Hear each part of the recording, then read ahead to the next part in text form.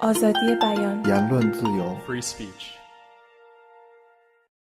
Did you have any difficult cases where a citizen journalist had consequences as a result of posting pictures on demotics?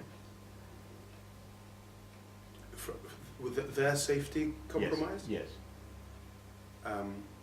Yes.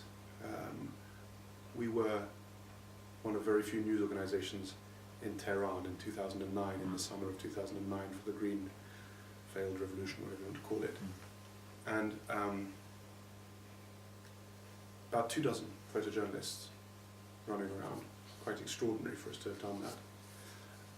We found a year later, over the course of that year and beyond, that lots of them had been arrested, that lots of them had their families had to put remortgage their houses to post bail for them. And that wasn't the only case at all. In the case of Iran, we've been extremely careful about their safety. In fact, we set up a series of anonymous Google accounts, tried to use proxy networks like Tor to get their material through. But what ended up happening was that the government pretty much shut the internet down, if you remember.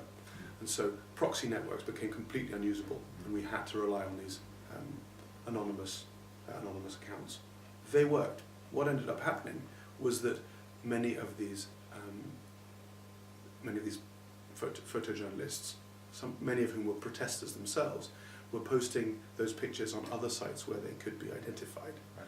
Posting on social media was quite quickly turned into a crime in its own right in Iran, on Facebook particularly.